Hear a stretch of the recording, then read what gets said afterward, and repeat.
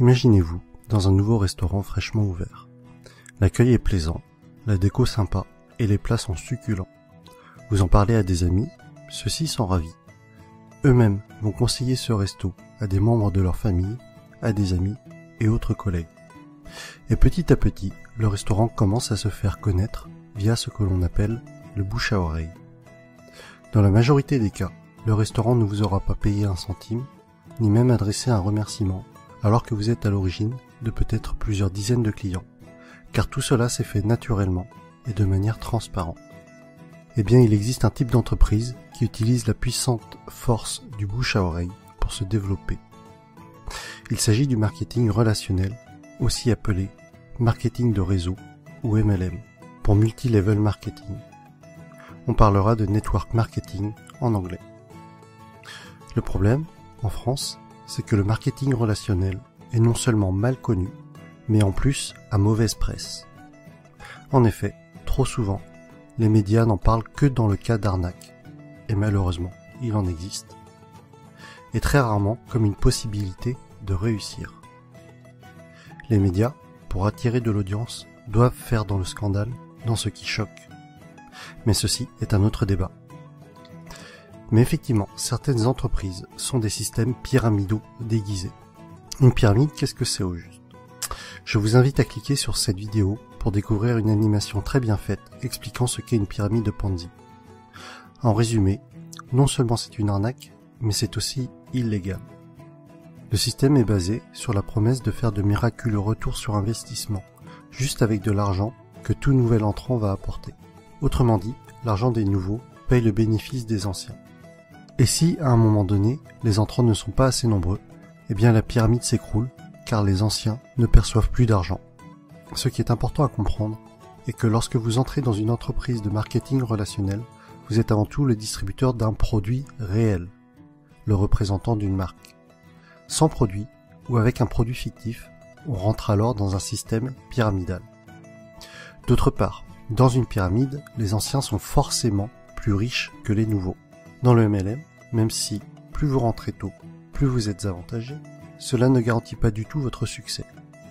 Un nouveau filleul peut très bien mieux développer son affaire et faire mieux que son parent. Ainsi, dans une entreprise de marketing relationnel, tout le monde est au même stade au début, mais plus elle va grossir et plus elle va avoir d'impact et être puissante. C'est vraiment la force du réseau qui fait qu'une MLM est puissante. Et Robert Kiyosaki insiste vraiment sur ce point dans le livre « L'entreprise du 21e siècle ». Le pouvoir n'est pas dans le produit, mais dans le réseau.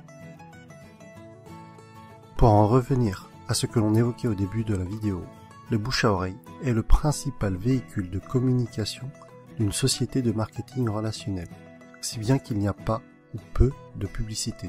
Et ce budget pub, qui est souvent faramineux pour les grandes entreprises, est reversé aux distributeurs et ou consacré à l'amélioration du produit, qui en général est excellent. Lorsque vous vous lancez dans le MLM, vous êtes parrainé par une personne, et ensuite c'est comme si vous étiez votre propre patron et que vous aviez créé votre entreprise. Votre but et votre source de revenus vont être de deux types. Soit en parlant du produit autour de vous et en le revendant, soit en parrainant d'autres personnes qui elles-mêmes vont devenir distributeurs. Ainsi, le plus efficace et pour que votre entreprise soit réussie, tout ce que vous faites doit être duplicable. Votre filleul doit avoir les outils pour développer lui aussi son réseau. Dans tous les cas, ce qui est important à retenir est que le succès est partagé. Si votre filleul échoue, vous échouez d'une certaine façon. Votre succès est complètement tributaire du succès des personnes que vous aidez, de vos filleuls et des filleuls de vos filleuls. L'accent doit être mis sur le déploiement de votre réseau et pas sur les ventes directes. Ainsi, ceux qui réussissent le mieux en MLM ne sont pas les vendeurs ou les commerciaux, mais plutôt les personnes pédagogues, les profs et les formateurs. Et personnellement, autant je trouve la réussite personnelle gratifiante, autant aider les autres à réussir l'est encore plus. Autre sujet que je trouve intéressant, c'est que votre entreprise grandit avec vous. Vous gagnez de l'argent en apprenant et en appliquant les méthodes de vos parrains et de votre upline.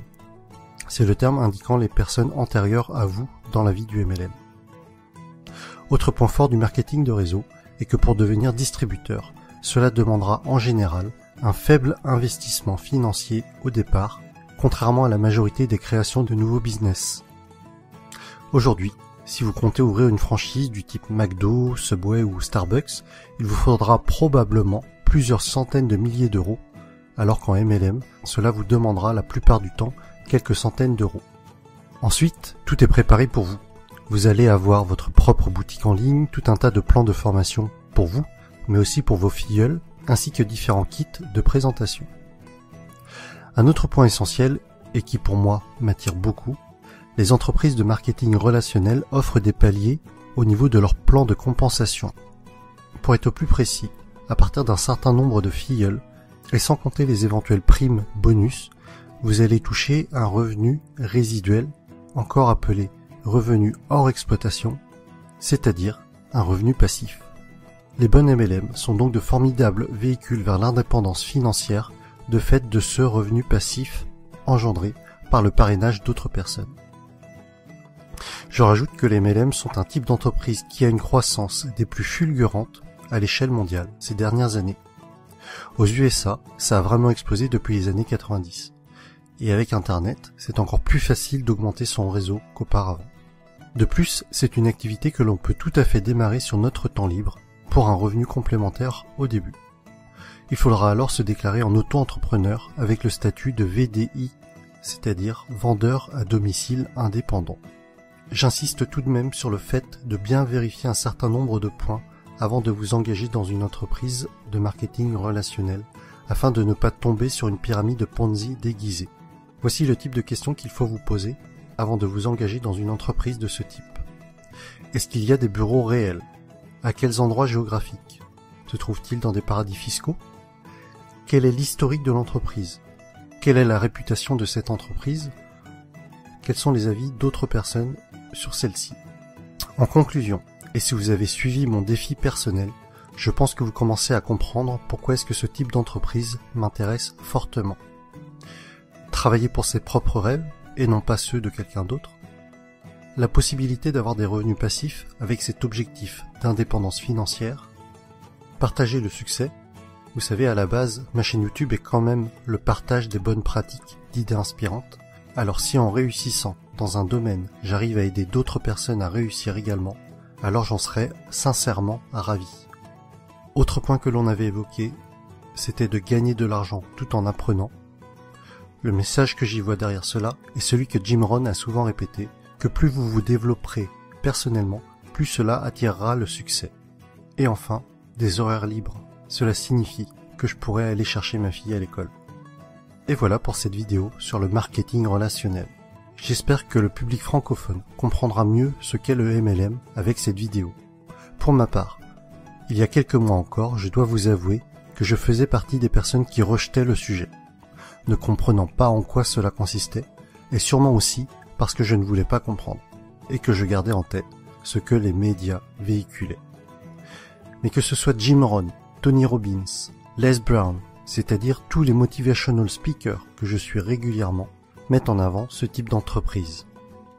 Et après mes lectures de l'entreprise du 21e siècle, de Robert Kiyosaki, et de 45 secondes qui changeront votre vie, de Don Faya, j'ai finalement changé d'avis sur le sujet et je suis décidé à me lancer.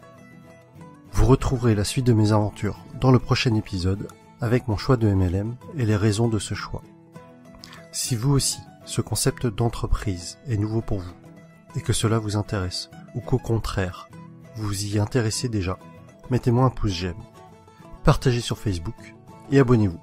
À bientôt!